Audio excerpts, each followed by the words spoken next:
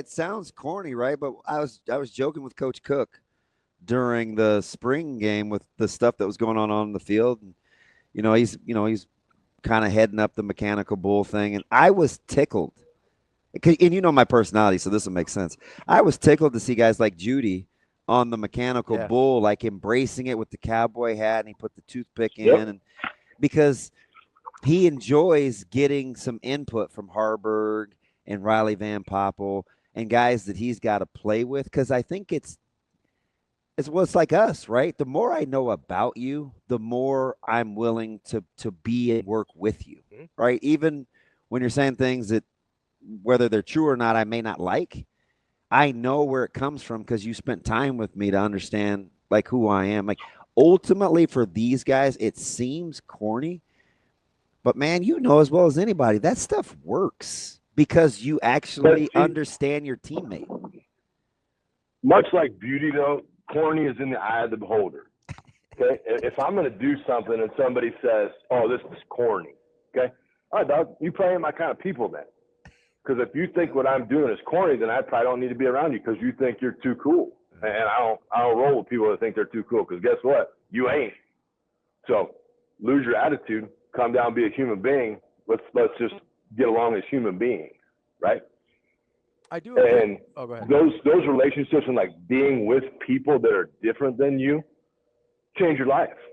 Like Goofy Wistrom spoke at the B'nai B'rith one year, okay? And I'm the chauffeur. Yeah. And I'm like, oh my God. So I'm driving around. I don't know Omaha that well. I think I was still commuting from Lincoln when I was at the investment firm. And I get lost. And I am lost. Okay? And I'm in North O. And I got my little 2-door, or no, I didn't have a 2-door. I got a 4-door Tahoe. I get stopped at a stoplight, and one of the local street toughs had wanted to come up and introduce himself to me. Wistrom had a couple cocktails, so he was not coherent. I'm looking out, and little buddy kind of was showing me something that he may have had in his belt line. And I was like, ooh, we're in a bad spot. So instantly, what do? I go on the offensive. So I roll the window down. I did not use the vacation line. I did not say, pardon me, Holmes. But I just rolled the window down. I was like, hey, man. I was like, I need your help. He goes, yeah, you're going to. I was like, well, I'm kind of lost. So I'm looking for Clinton Childs. And little buddy stopped in his path and put his shirt back over his belt. And he said, dog, you need to get out here. He goes, you need to get 2 blocks up and 2 blocks over. And I was like, you got it. So I didn't even wait for the red light. Just hammered it. I don't know where I was going, but I knew my truck said north. I went north. And that thing, I might have made it to Ponca. So we were going north.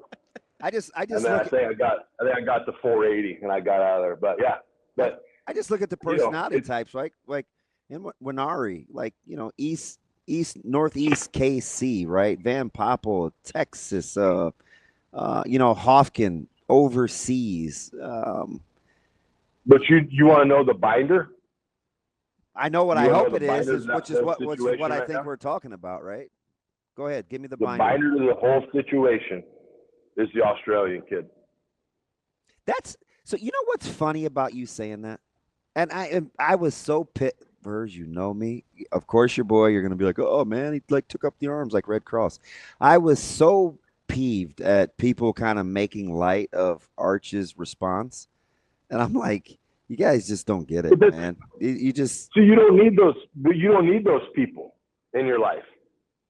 Like everyone that had a problem with that kid being in such a comfortable position that he could be raw and emotional in front of people he didn't know, because 100% he knows he goes in that locker room and they all got it. Yeah, they're gonna rally, man. Yep.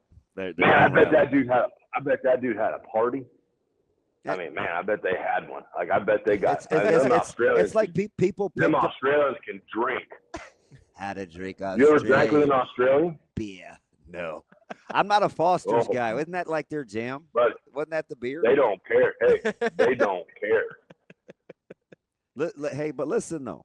So, because it was the one I tried to typically not tell people how to fan, but I came back in the morning, after that deal, and I told Ravi, I was like, "Hey, man, I need a little grace. I feel like I'm being a baby.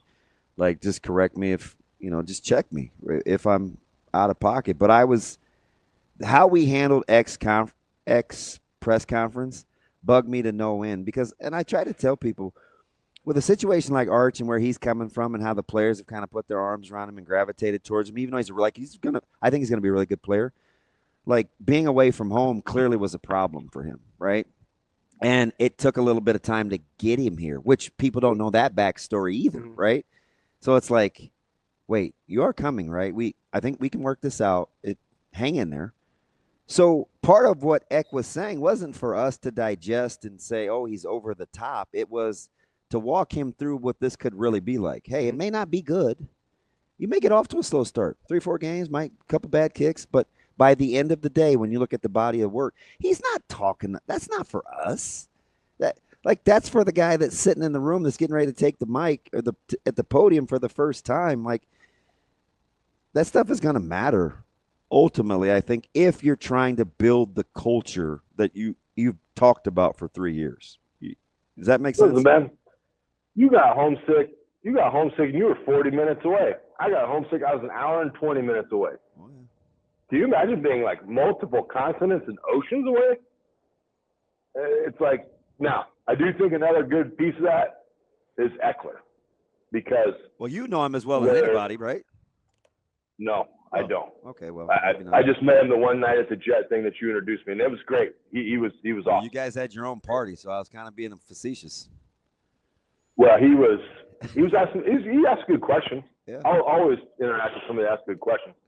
But when you have somebody that's just over the top, encompassed, like enthralled with football, like every phase of it. That guy, I guarantee you, being on the special teams, and you and I talked about it a lot. Special teams coaches get a touch on everybody because they take people from different positions, they put them into one group. And then if his energy is contagious, which it is, then it just kind of spills out into the team. Like people ask all the time, oh, what are they going to do? How many are they going to win? I said up and down. I was like, I think this is for sure 8, okay? Not because of talent, not because of scheme, not because of anything, because of maturity and cohesion. I think they actually genuinely like each other now. Yep. I don't think in the past you could say that. Okay. Man, it's just not tangible. So I don't know what good radio or good. Don't worry about that. Just talk. So, like, you understand the importance of that in nut cutting time, right? Because you've been there. Of liking each other. I just wish we had a better idea, so there wouldn't be so much of the eye roll or the whatever. It's just like you guys got to understand when it gets real nitty gritty, man. And it's like, am I a guy in 4th and 2 that thinks, well, they should put me in there, or hey, come on, such and such, you can do it, right? Or nope. Because we'll go back to another piece of cinematic history. All those New Jack City. New Jack City. Am I my brother's keeper? And listen, all you eye rollers and you people that doubt, guess what? I ain't got 2 squirts of piss for you. I don't need you in my life. I don't care about you. That's fine. Go roll your eyes. And I'll put myself out there too. If we don't win 8, come at it. I'm more than willing to do that. You came at me when I said everybody needed to pump the brakes when the other guy was the head coach. And now it got real quiet after that fact, after he left town. Okay? But just like me and you, and maybe it's just me, I'll give you my opinion. Your reaction to me matters none. It does not matter at all. Because you came to talk to me, dog. I didn't come offering it up to you. You can take it or you can't. I don't really care. But that's what I see in it. And having lived it and having been around programs that are successful, the one common bond is that the player cares more about the other player's success than his own. And that's when you win. You just can't get guys like Peter Zach and Hofkin. You can't get those young guys. You can't get a Justin Evans who's coming from the East Coast as kind of the newbie in that cliquish O-line when he first got there, and embrace guys like that without being other centered. Like it just. Is that why the O-line has like stood out sooner, even though the guys weren't there yet, than the rest of the groups? I kind of think so. I mean, that's how you get a guy like Pritchett in the fold, right? Like the culture has to be able to take that in and on and have it be meaningful. Because correct me if I'm wrong. Like, and Verge, you correct me if I'm wrong. The O-line got better faster than we thought it would without getting new guys in, right? That's safe. Like that's no, but I don't think all you got just take Ben Hart. Don't say generally speaking. Just take a guy like Ben Hart. Okay, where am I taking him? Got better, right? Well, nobody thought much of him before. His last year was his best year. Yeah. So yeah. Okay. But that's in the compilation of it. Like there was a ways to go from the start. Yeah, I think I said think about him. All due respect to the kid, with relative to Robbie's question is what I was telling you to hold that thought. But I do think the one piece though is they were able to add talent to it whilst fitting in the room because they knew what they needed to have to fit in the room. Like when they took the job over, when the other guys started, I said, listen, this is not about X's and O's. This is about building men, okay? And this is about building cohesion. He didn't have to do as much at the other school because he had that ready made because O'Leary already had guys there, okay? So when he got here, that was the build. It was not the offense. It was not the defense. It was the human being. Rule, when he took the job, focused on the human being. And that's just what he does. He knows how to build programs, and that's what he's doing. This is just year 3 of it. I don't think we're going to do the 10-win thing. I'm not being a wet blanket, but in those scenarios and situations where Nebraska would air quote beat itself in the past, now that you are a cohesive unit, I see them, this is just me, I see them winning those games. They are going to have to show me they can win those games. But I, from what I have seen, believe in what they are doing. Okay? This is the first year in I think 7-8 years that I have them predicted at more than 4. So that's where I'm at with. All right. Hey, so we'll have a shout out for Caleb Benning returning punts. I heard that on the news snippet that came across my TikTok. Really? Rule said it like a week ago, I think. He was like, yeah. No, Ekeler said his name.